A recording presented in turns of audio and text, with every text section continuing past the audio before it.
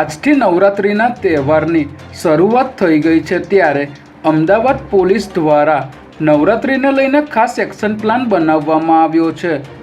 નવરાત્રિના તહેવાર દરમિયાન કોઈ અનિચ્છનીય બનાવ ન બને અને ખેલૈયાઓ સારી રીતે નવરાત્રિના તહેવારને ઉજવી શકે તે માટે 22 સપ્ટેમ્બરથી 2 ઓક્ટોબર દરમિયાન શહેરમાં 15 DCP, 30 ACP, 160 PI, 5000 police, 4000 home guard, 3 SRP company તેમજ એક સ્પેશિયલ ફોર્સ બંદોબસ્તમાં રહેશે।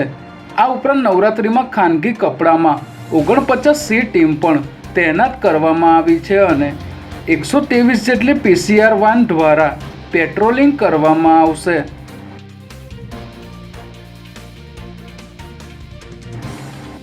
બિહારના મોતીહારી જિલ્લાના બિરૈયા પોલીસ સ્ટેશન વિસ્તારમાં બનેલી હત્યાની ઘટનામાં સંડોવાયેલો ફરાર આરોપી અમદાવાદ ક્રાઇમ બ્રાન્ચના હાથે ઝડપાઈ ગયો છે।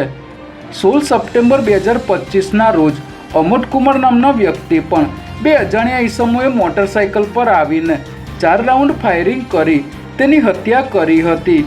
આ હત્યા મૃતકની પત્નીએ જ તેના પ્રેમી સાથે મળી અન્ય આરોપીઓને સોપારી આપીને કરાવી હોવાનો ખુલાસો થયો હતો, ત્યારે હત્યાને અંજામ આપવા માટે શૂટરની વ્યવસ્થા કરનારા ગૌતમ યાદવને અમદાવાદ પોલીસે ઝડપી લઈ બિહાર પોલીસને સોંપવાની કાર્યવાહી હાથ ધરી છે।